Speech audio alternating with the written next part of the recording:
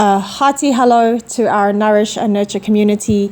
This is Melissa and Rian, and we are doing our Nourish, Nurture, Neuroscience added information section.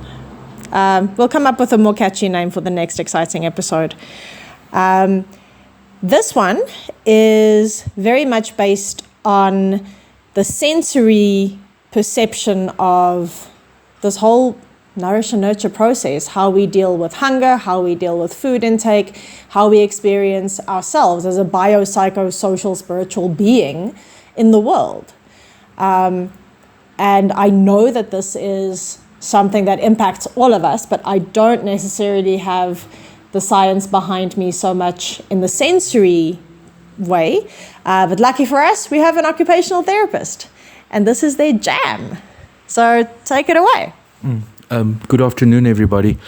So in the one instance, just to say on what our interoceptive experiences mean. So interoception is part of our sensory awareness capacity and ability. So we all know the five senses, quick, to hear and to see, to taste, to smell, and the tactile touch. But there are like 12 sensory systems, make no mistake. The fact that we're only taught 5 is just an indication of people's ability to read further in the same book. So yes, that was haughty derision from my side, but let me quickly catch you up. So on top of the 5 sensory systems that we all know, movement is an entire sensory system. It's called the proprioceptive system, and that is that's the feedback from our joints. So every single joint you have has as a movement component, has a sensory component, and then has a feedback component to the brain as well. And that's how you know where you are. Like how you can put your hand in your pocket and take something out without looking is because the stereognosis, that's your ability to discern objects without needing to see them. And how you can walk without looking at every single step you take, because you actually just take a look at the first step you take. After that, your body knows exactly what it needs to do, and it can repeat the same movement over and over and over and over again without flaw. So it's an incredibly quick adjusting system, the proprioceptive system. On top of that is, of course, our balance systems, the vestibular system, other than the auditory system. Again, an entirely different sensory processing part in the brain as well. And then the interoceptive sensory system is actually where feelings, and not feelings as in emotions, feelings as in physical truths. So sensations. Sensation, but more so than just the tactile sensation of our skin, but the sensation of how it feels to be you in a certain context. So to describe to somebody, how do you feel thirsty? How do you feel hungry? How do you feel when you need to pee? How do you feel muscle tension? How do you feel aroused? Yeah, and I mean, now that I mention them, you go, oh, well, how the hell do I feel those things? Well, it's the interoceptive system that gives the feedback. Now, just to put you into perspective about how much neurological traffic and bandwidth is necessary to be this alive, the feedback ratio between the body and the brain is,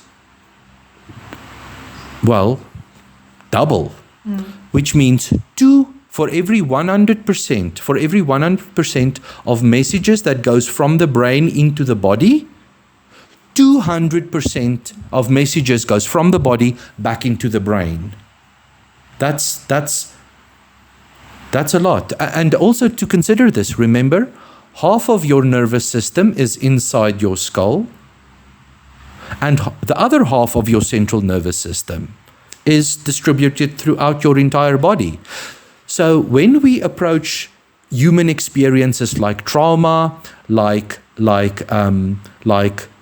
mood and adjustment disorders, to exclude the body from that is tentatively excluding 50% of the human experience from it. That's why narrative therapies are very limited in their success in achieving some of the therapeutic outcomes. And things like somatic praxis-based therapies are essential. It's the only thing that can access those parts of the brain that is actually affected or recalibrated during stages of trauma or neglect or abandonment and things like that. And would that also then be why our controllable components of wellness involve the body as well as the mind? Oh, absolutely. It's a one way to keep the congruency between the two, which is one of the things that we identify in trauma, is when there is a disconnect, and not dissociative, but definitely a disconnect between the mind and the body. Where people who are panic-stricken would actually have blunted affect while they have a physical injury. And that's how the body protects itself, obviously. But I mean, that's how come our effort in any trauma-based work is to realign and reconnect and then recalibrate the central nervous system with the actual physical experiences. And so far, the research supports that any other method of approaching our health is, it's only going to do a third of the job, because we are mind, body, emotion systems. Yeah. You sort of delay the recovery process, or you are not nearly as accurate or as effective as you could be in any other sense. So let's maybe go with that one. So here's the thing. When there is a dysfunction in the sensory system, whether it is through metabolic conditions, whether it is through injury, whether it is through chronicity of some condition and sedentary lifestyle in sequel that renders the body weak, not necessarily sick, but weak. And weakness is a physiologically compromised state. That's why we push for physical conditioning in every capacity. People go, oh, I'm not sick, I'm just weak. It's like, no, you are sick, you're just not dysfunctional. Because the body would interpret weakness as a threat. Yes, your own weakness will your body's perception of its weakness will make you more reluctant to engage in activity. It makes you more backwards leaning. It undermines your own confidence and it undermines your actual capacity. It means that there is a disconnect between the potential that you have and the actual reality capacity that you have. So weakness is interpreted as lower confidence. Like, that's one more time for therapeutic effect. Weakness is synonymous with decreased psychological confidence. And when you really unpack it, you can see how those two are not so far removed. And how we struggle with both those. That if the spine is weak and if the posture is weak, so too will be the determination. So too will be the problem solving and the drive. They are part of the same process. And our feelings of our bodies seems to be quite sensitive to our mood. That's how come dyskinesia and I don't know what's the word. It's not lazy. It's difficulty to move, not unwillingness to move. It's difficulty to move. Is very frequently find in persons with mood and adjustment disorder symptoms, and it is a diagnostic feature of depression. Oh yeah, the inability to move, and it's not unwillingness. It's not that you don't want to, it's that you cannot. Yeah. And then if you do, it hurts. Yeah. Because the body wants to go back to a stagnant state where it is safe from itself and its perception of its own weakness, because that perpetuates anxiety, as far as I understand it. Yes, it does orientate you to a vulnerable state. Yes. I'll go that far. Yes. And each person will interpret vulnerability in different ways. For some people, it will make anxious. For some people, other people, it would make dissociate. Well, yeah, some people dissociate. So I'll go to point of vulnerability from a neuro point of view. Okay, so here's the thing about interoception. It's like it determines your reality to a large degree because of the amount of feedback that it gives. It's like, I don't care if you're stuck in traffic. If you're hungry, everything's worse. If you're stuck in traffic and you need to pee, well, you can see how that one goes. And if you're in an argument but you're thirsty, or if you are trying to enjoy meeting a friend, but you've got so much muscle tension that you have a headache, it automatically interferes with your ability to engage in your environment, with your activity. So the interoceptive pathways are quite robust, and so they override a lot of reason. That's why we talk about HALT: hungry, angry, lonely, tired. Oh yeah. So here's the thing with the vagal system. It is an incredibly robust and lower based part of the brain, which is just a nice way of saying when they activate, they win, because they are primarily geared towards your human life experience, not your human taste experience. It doesn't care if you're happy. It doesn't care if you're enjoying your day. Its primary function is to keep you alive. So it overrides everything. So the feedback from the interoceptive system is really robust, but also quite sensitive to changes. And that's why I remember it was Yvette sharing where surgery affected her interoceptive feedback, and it had a direct psychological effect as a consequence. Direct. And you can't escape that. It's not something that happens spontaneously. You actually need to remedy that process or rehabilitate that process so that the way you feel physically and the way you feel psychologically about yourself is congruent. It needs to match. And if they are not aligned, if they're not congruent, there will be a psychological residual, either anxiety or depression. It will come. Or an adjustment difficulty, or a body confidence component. So here is where I want to ask about things like leptin and ghrelin, where they are hormones that are released in the gut. So we talk about the gut-brain biome. Yeah. These are the neurotransmitters that signal that I'm hungry, and that signal that I am full.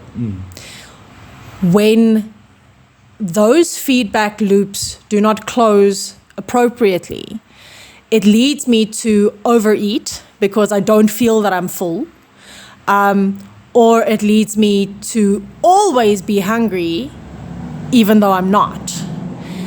How does that, how do we deal with that? Okay. I remember having a case where we gave a client a girdle to say, use this to give pressure from the outside in. That was funny. To manage anxiety around food. Now she's just boasting. Listen to this. So we had a client that had really, Melissa had a client that had really deregulated abdominal sensations, and she was like constantly peckish, and first they thought, and discomfort. So first they thought it was an ulcer, and this poor woman was like scanned like 12 times. Well, way too much to be clinically effective. It bordered on exploitation of the client's resources. But her experience of I don't feel well kept on going. And Melissa did if I can remember, did a real proper psych screening, and then where usual psychologists or where the previous psychologist that worked with her stopped at the mental health component, Melissa started exploring the physical experiences of the client. And then when she referred the client for a second opinion, I got involved, and there she said it now. It's like, by changing this client's interoceptive reality, so that we used a girdle, like a girdle that you would use for a lower back muscle discomfort. And I readjusted it just so that it covered the myenteric reflex arch. That is like across the belly button for any point. And we just tightened that girdle so that the inside of her organs was pushing against each other, and that her stomach was actually never hanging. I'm sorry, it's not the right word, but it was never suspended. That's the right word. It was never suspended. It was always against something. And guess what? The sensitivity of the body's sensory feedback that I am full was actually more accurate. And her anxiety absolutely everything was went down. Gone, yeah. because she felt gone. It was miraculous how dealing with the sensory system could fix so much. Yeah, years and years of anxiety, Yeah. because it was this thing that I don't feel well, and nobody's no one listening. believes me. Yeah, they keep on going, it's all in your head, it's all in your head. And it was all in her gut. It was like literally, yeah. So here's the thing about what you said about the feedback loop on am I hungry or am I hungry or am I full? Those loops are pretty rigid. They don't not close, but they do get distorted and they get interrupted. Aha. Okay, so from a neurobiological point of view, those loops are always there. And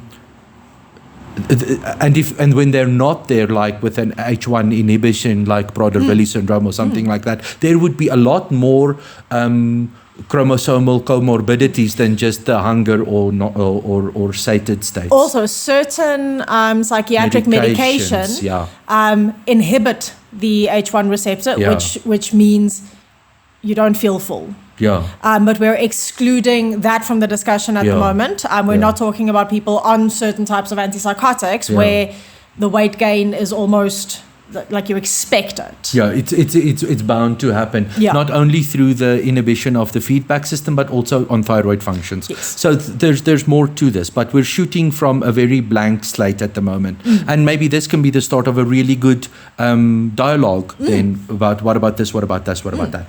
But as far as interoceptive feedback goes, we do base a large part of how are you doing today. A large part of the comment on how are you doing today, 50% at least is based on your interoceptive awareness. Well, how are you feeling today? How does it feel to breathe deep? How does it feel when you drink water? How does it feel when you pee-pee? How does it feel to be you? How does it feel to listen to somebody? How does it feel to sit down? How does it feel to get up? How does it feel to move? How does it feel to be uncomfortable? How does it feel to be in this much pain? And none of that has anything to do with, I'm in a very solid and stable and balanced and congruent mental state. None of that has to do with it.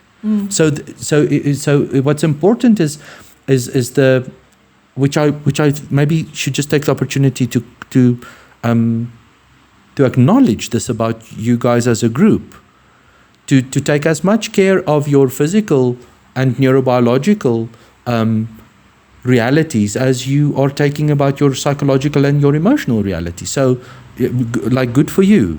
This I believe, as far as therapeutic parameters goes, is a really, really solid way to go about expressing your self-esteem and into your self-care. I like this about you. This is a good thing. But the disruptions and the distortions of your interoceptive system, like something that might be influenced by a chronic injury, remember, the minute there is a chronic injury, we have an inflammatory process going. And the minute we have inflammatory processes going, we have a restriction of other processes. And so this is well known, and maybe Tessa and Victoria shared this with you. Like any inflammation process will make you depressed because serotonin sensitivity decreases dramatically in the presence of the stress hormones and of inflammatory markers.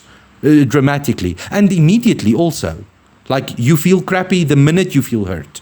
There's no delay. Immediate.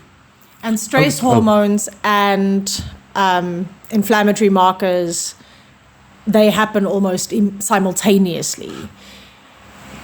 I think this is the causal and correlation argument. They happen together, but they do not happen because of the other. I'm not saying they cause each other, but they happen together so quickly immediately. That whatever better state you had prior to the stress release and the inflammation, you will lose. Yeah, absolutely. When those two occur together, that's all your body feels. Yeah, they win. So here's just to contextualize that, the inflammatory markers, they're called CRP, like reactive proteins, and they only come out when cells break. So they are in the collagen markers and the lipid markers in the membranes of any cell. So the minute there's cellular damage that actually breaks a cell, those proteins are released, and they then activate an inflammatory process, because when cells break, that's a nice indication that something's not quite right here. Which puts the body in a stress state. Depending on what it is, the body can either go into a distressed state, or it can go, or it cannot. So say, for example, it could be something as something like a period pain, which is deeply uncomfortable, and which is definitely associated with inflammatory processes, but might not necessarily cause deregulated psychological symptoms. I'm not saying anything about premenstrual tension syndrome or anything like that. I'm just saying about ovulation processes. So just because you have the one does not mean you will have the other one. But they do seem to be bedmates for most of normal human experiences. So that process, the inflammatory process, that can be internally generated by unhealthy. Eating the wrong thing. I was going to be more diplomatic in unhealthy eating habits, or in allergic responses, especially to sugar and gluten and dairy products. We are not evolutionary quite up to date with those nutrients. Or lack thereof. But so those inflammatory states, especially the ones associated with eating, it's almost as if they hit double hard, because our gut biome is where our serotonin and most of our neurotransmitters are generated in our intestines and in our gut. So the minute you cause an inflammatory state in there, you decrease. You will feel crap. And not just for what you've done through the eating process, you've actually perpetuated the toxicity process, because you're damaging the tissue as far as it goes. That's how come there's a big clinical re-evaluation about our little, that nutritional pyramid thing and things like that, because of how much carbohydrates it exposes the human body to. Without any clinical proof that is actually the fact. And now I'm not a dietitian. My interest and my speciality and my expertise as far as neurobiology goes will focus just on this. But there isn't any clinical proof that shows that the current nutritional dietary pyramid is anything other than marketingly efficient. It is not a clinically supported model at all. And if there is somebody who ventured there, it could not withstand the real hardcore clinical scrutiny of that research. So I'm just saying that here you can have some individual emancipation and some respect on, you know what, really figure out what your body is lacking in its nutritional state. And almost any dietary or diet-related process should start from a point of, do I have all the vitamins and minerals that I need? And then the volume of food and calories happens after that. Because almost 85% of clients with dietary adjustment difficulties comes up malnourished. Despite the amount of food that they are eating. So this is not a quantity It's not a volume issue at all. It's a quality issue. And the specific nutrient type, because we become more and less sensitive to different nutrients. Number one, as we age. Number two, as we exercise. Number three, as we deal with chronic injury. And things like that, our body becomes more and less sensitive to different nutrients. So it's important that we have an educated discussion about this and not just Oprah this one through. And that means if my body has not got its needs met, it might signal, I'm hungry. But hungry for what? You will keep eating until it gets what it wants. When the body says, I'm deficient, it puts you into a very narrow-minded state of acquisition, like the binge eating type of patterns. It's almost like a little panic state. And what it will do is it will keep you eating until at some degree it has enough of the micronutrients that it actually needs. And for that, you might have eaten an entire Dagwood from Woolies. And actually what you needed was some of the iron and some of the fat content of the meat or of the butter or something like that. But it would make you eat the entire Dagwood, even though what you needed was an essential or essential fat or a monounsaturated fat, because the body can't communicate that clearly on what it needs in specific. So there is a table that I think we once referred to. It's like if you feel like a chocolate, you're actually anemic. I'm not saying don't eat the chocolate, but I'm saying just know that it's not the chocolate you're looking for. And people who are very keen on caffeines and things like that, you're like, I need an energy drink, I need the caffeine. It actually shows a phosphates deficiency and things like that. I'm not saying don't drink the caffeine drink. I'm not saying don't enjoy your espresso, but I'm saying it's not what your body is calling for. There's more to you in this one. So back to interoceptive feedback. But it's interesting, it's interesting. And it's good to know this about yourselves so that you don't just too quick to dismiss your experiences through things. So interoception, as much as just a feedback mechanism, I also want to show you some techniques on how to manage it. So here's how we know interoceptive plays a fantastic and a large part in how we equalize as humans is if you actually have physical pain, your reactions will be to remove yourself from the pain. And when you have psychological discomfort, your posture will fold in on itself. And I'm at a loss for the correct description of it. And I don't want to say you go into the fetal position or something like that, but there is something about psychological distress that brings the human into a more compact state. The shoulders drop, the neck extends forward a little bit, and the spine and flexes, curves, and the knees come up. Yeah. So here's the thing. It's like you might think that, I go into the fetal position. Yeah, okay. But actually what you're doing also is there is a valsalvic compression of your intrathoracic and intra-abdominal spaces. And holding yourself together, essentially. Yeah, well, yes. And you're hugging. It's a hug. It's a hug. The compression of the abdominal and thoracic spaces gives such strong endorphin feedback. is that you actually go into a physical posture to get psychological comfort. And it's universal, and it's across all ages, and the impact of it is the same. So there's real recognition of how quickly the feedback pattern from your interoceptive circuits go to your brain, and it really does calm you.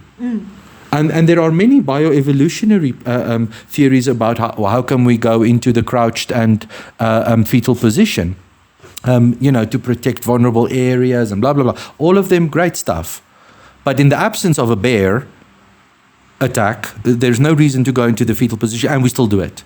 And it still works. So there, again, I'm just trying to say, I'm not saying they're wrong, I'm just saying there's more to you, which is pretty cool to know.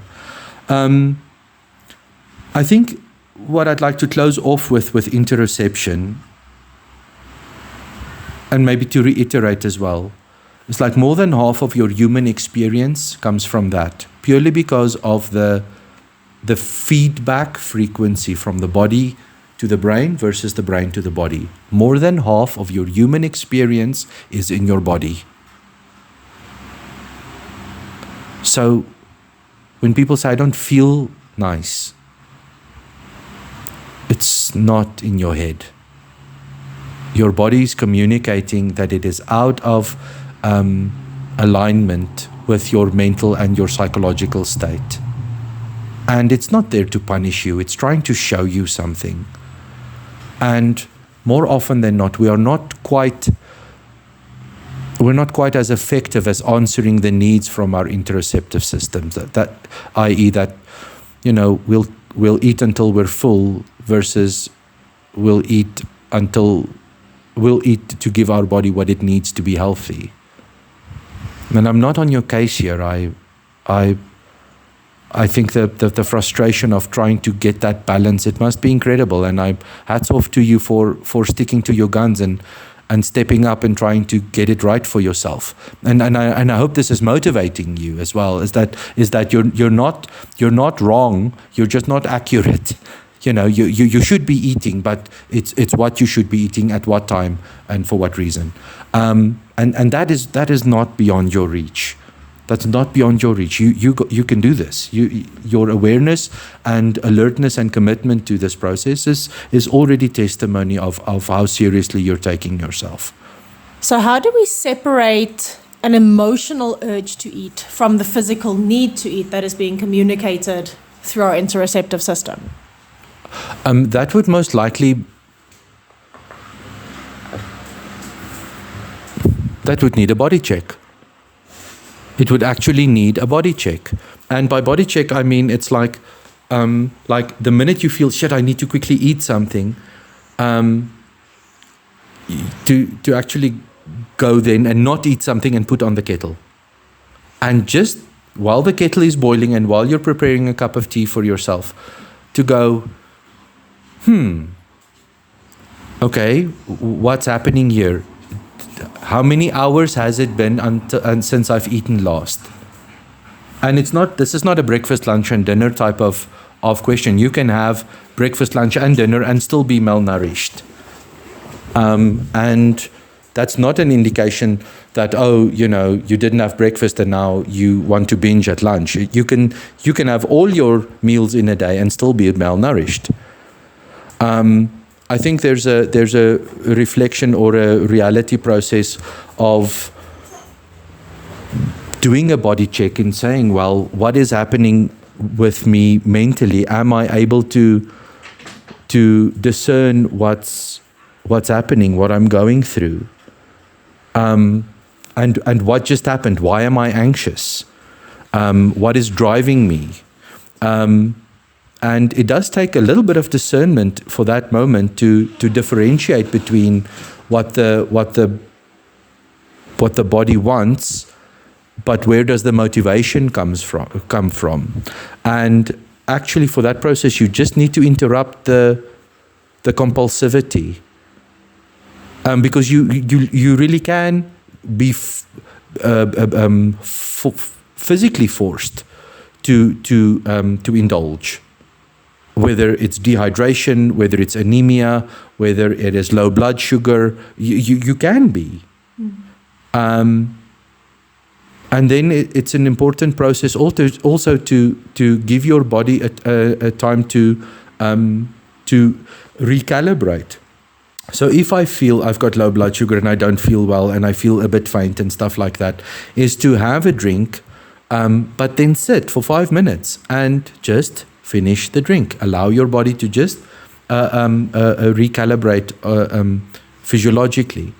I hope that So answers, but my gut feel says interrupt that one.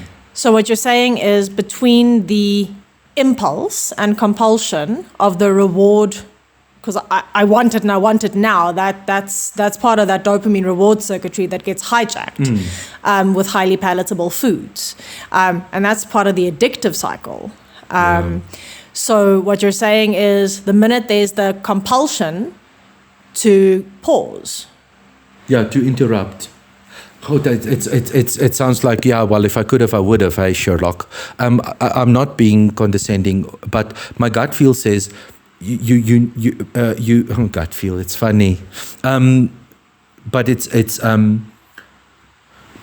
but the momentary orientation, because that's what all compulsive components have to them, whether it's physical or psychological, is a momentary loss of orientation, and it's a miscalculation of what the challenge is and what the abilities are. There's a disorientation process in almost every compulsion, and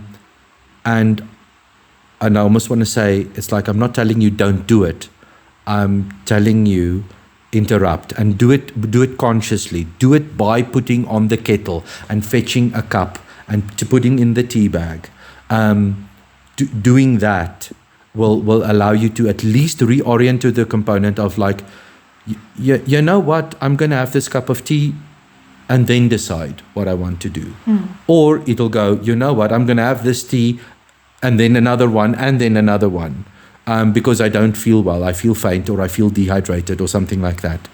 But to tell yourself to, take 20 deep breaths and be mindful, they're all good ideas, but I do find the physical distraction of an activity like putting on the kettle, you need to interrupt a neural pattern. Not distract it, not delay it. You need to interrupt it. So that you can reorientate. So that's sort of where I'm with that one. Is there something similar that we can use for obsession, especially when we're making big lifestyle changes and dietary adjustments? Our hippocampus hijacks because the brain wants what it gets to soothe. It likes the reward pathway that it has, and it'll make us obsess about the piece of cake or the sandwich or the pizza or the whatever. Do you have a practical tip for an interrupt of the obsessive component of this as well? Because that hippocampus is powerful, and it'll force the body into feeling hungry, and it'll almost the brain. Yeah, well, it'll force it into any adaptive pattern that will soothe it. And when we're soothing with food, then we've got the brain and the body kind of working against us. Yeah. There, I have to say that obsessive patterns like that are there to establish a balance of a deregulated system. And I almost want to say almost all adaptive, so all compulsive behaviors have two components. You're either solving a problem or you're dealing with anxiety. You're dealing with a deregulated state.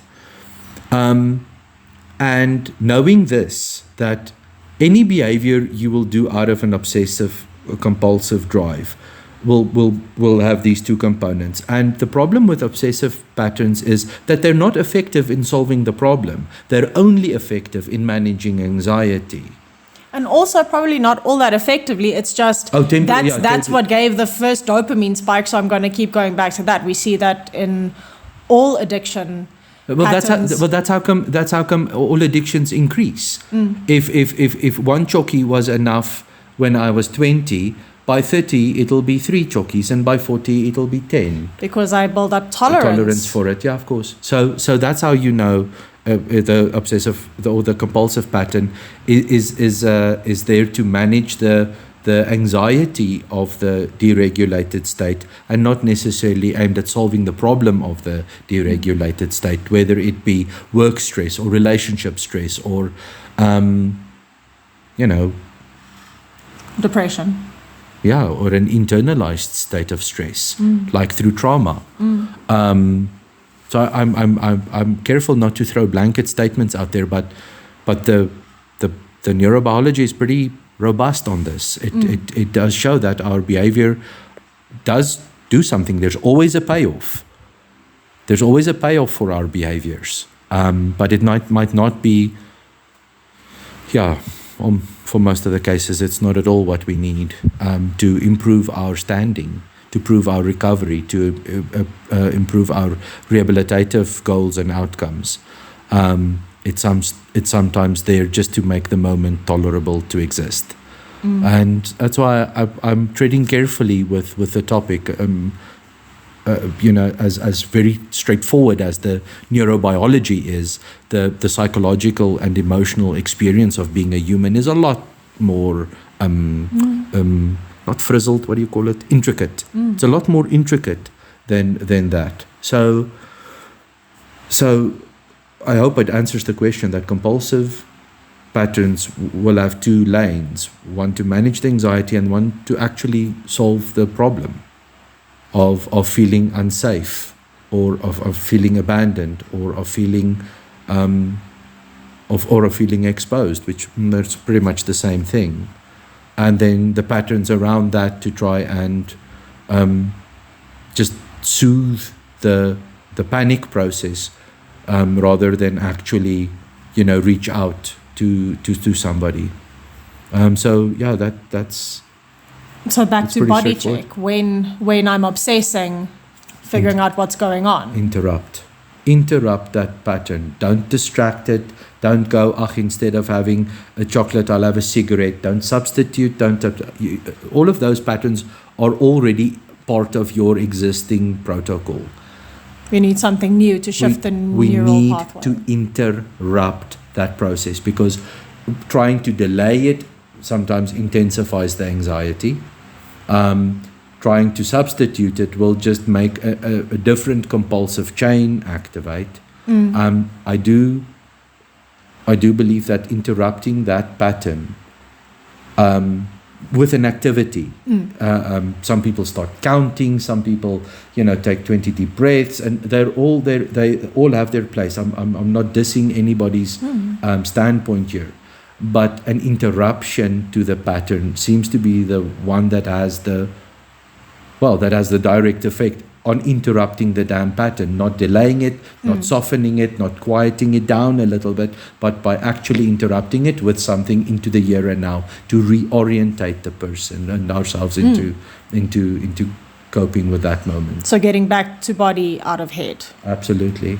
And to discern which one is screaming, because if the body is screaming, I would very much like you to listen and be as accurate in your interactions with the body to give it what it needs. And that is why interoception is so important, to know what you're feeling in your body and to separate it from potential obsession, to separate it from intense emotion and limbic friction, which puts us in a stressed state, because we don't need to get distressed necessarily when our bodies are communicating something. And that comes back to the stress tolerance, figuring out what is uncomfortable in the moment and figuring out whether it is actually threatening to the point that it requires soothing, or whether it's just playing into a pattern. Yeah, or whether it's something that shows you. Remember, our emotional awareness, our emotional intelligence is there to show us that we're not aligned. Not aligned with a body or our mind or our values, or not aligned with our environment. Or with our expectations. That's what emotions are there for. They are constantly there to orientate us to states of misalignment. And that's their job. So to ignore them, it will be at your peril. But to also give in to them too sensitively will make you more and more sensitive to the same processes. You'll remain quite vulnerable to maladaptive coping patterns. So it is a process that we mature through and grow through. So to pay attention, but to pay the right attention in the right way.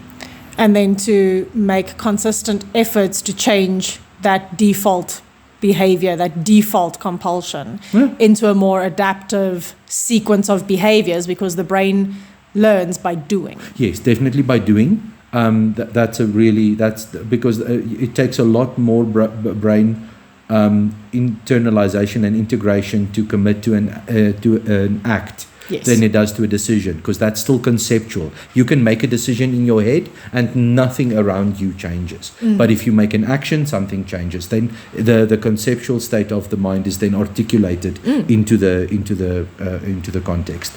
I want to say when components like trauma, whether it be psychological trauma or physical trauma or both, that's where I just want to maybe just go for just 1 minute, and I'm not speaking anything onto anybody in the group or to anybody listening. I'm just saying that you can have the one without the other, but more often than not, you will be dealing with both.